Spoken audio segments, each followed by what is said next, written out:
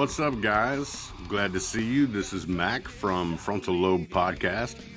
I wanted to go over a few shocking Bible verses I found with you in the Old Testament. I'm more of a New Testament guy. I spend a lot of my time in the New Testament, but I ran across these Bible verses and I thought you might be interested to know. I mean, maybe you've got some insight about these and you can fill me in, but I think they're shocking. One of them, the first one here is Deuteronomy 25:11. Okay. You've got to understand that this was a time when they were under Mosaic law and there was no new covenant with the Lord and all that. It was eye for an eye, tooth for a tooth. Okay. But it's very shocking. So Deuteronomy 25:11. Okay. It says, when two men are fighting and the wife of one of them intervenes to drag her husband clear of his opponent, if she puts out her hand and catches hold of the man by his privates, you must cut off her hand and show no mercy.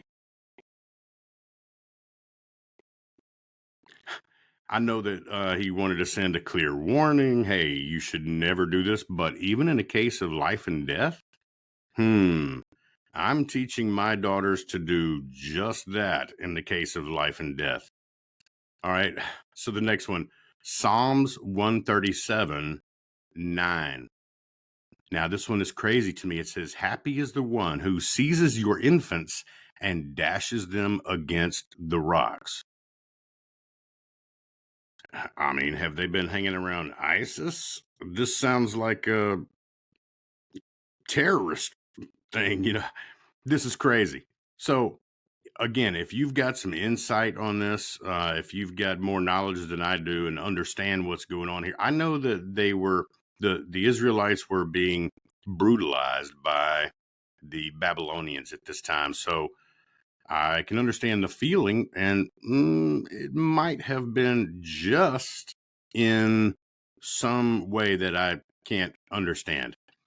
But, you're killing people's infants. So that's just not good, man. I can't get with that. Okay. So very shocking to me. But that's in there. Open your Bible up. That's in there. Happy is the one who seizes your infants and dashes them against the rocks. How can that make someone happy unless they're psychotic? Okay. The next one, 2 Kings 2:23-24. You ready? Elisha left Jericho and went up to Bethel. He was walking along the road, and I think a lot of you guys probably know this story.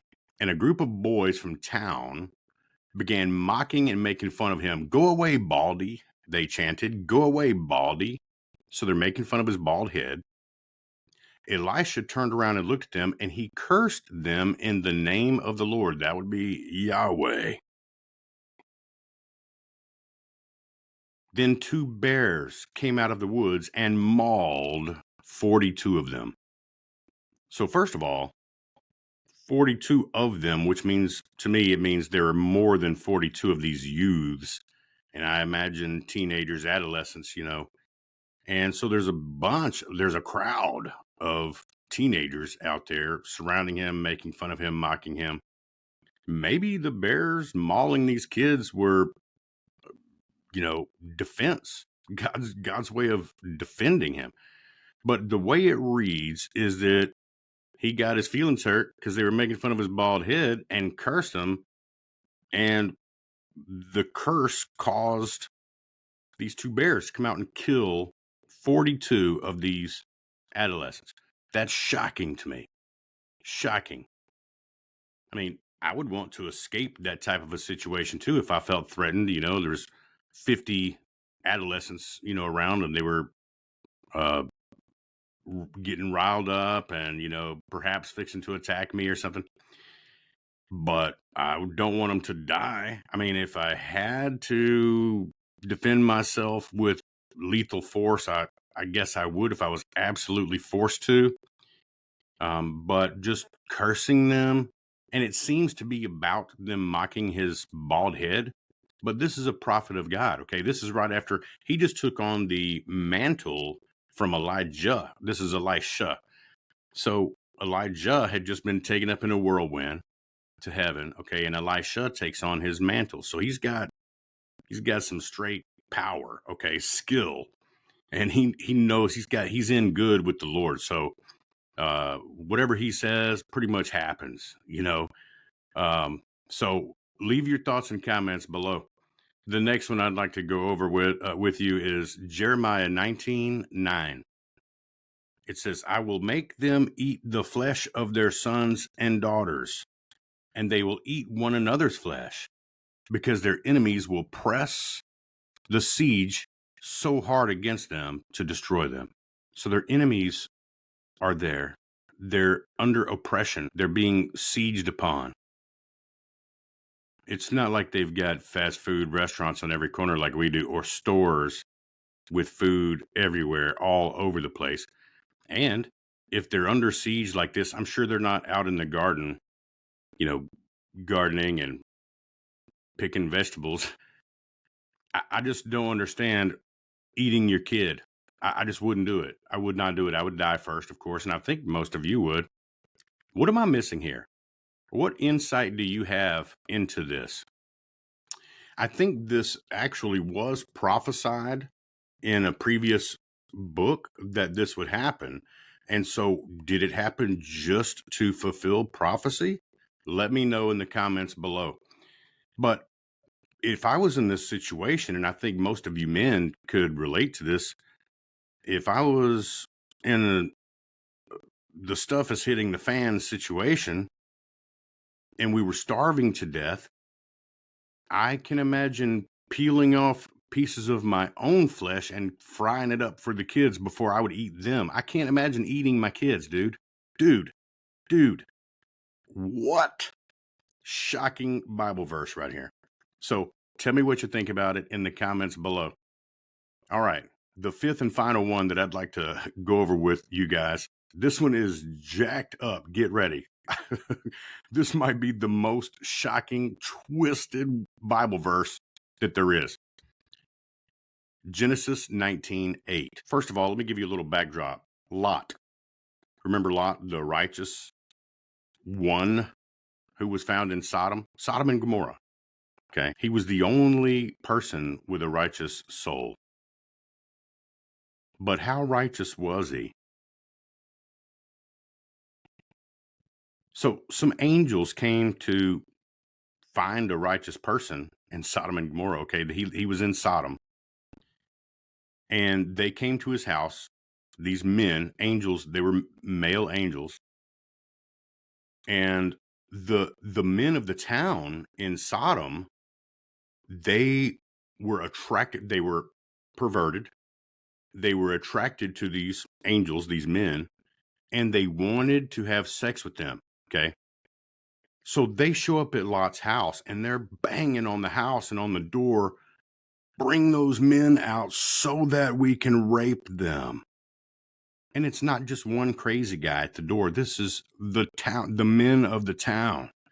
They're at his house commanding that he let these men out specifically so that they can rape them. Is that crazy? Okay, now here's the verse. Genesis 19:8. Look it up. It's there. So this is Lot talking to the men. Look, I have 2 virgin daughters. Let me bring them out to you, and you can do with them as you wish. But please leave these men alone, for they are my guests and are under my protection. Your daughters should be under your protection too. What is going on here?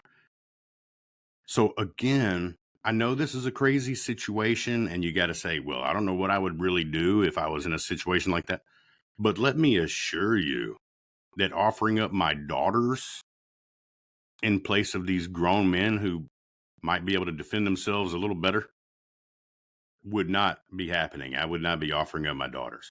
Again, if you've got insight into this verse or into any of these verses, please leave your thoughts and comments below. Let's have a discussion. Let's have a conversation. Also, if you'd like to email me, you can see my email address here on the screen. That's mac@frontallobepodcast.com. And also, you can see this QR code that I've got here. All you have to do is scan that. It'll take you to our website. I gave it a facelift earlier this week. It's looking pretty good. But if you guys have some content ideas, things that you'd like to hear me and the monk talk about on our show, or ideas that you'd like to hear me, if you like what I'm doing here, though, where I'm putting out a short video just to connect with you guys, if you like that, let me know. Please give me that feedback so that it'll encourage me to continue to do that. And if this was a bad idea, if you're like, hey, you should never, ever do a video again, you should just never, let me know that too. Okay. Because this is all for you guys. This is not for me. I'm not going to watch this video and be like, oh, that was a great video. No. Listen, love you guys. Have an amazing rest of the day. Appreciate you watching.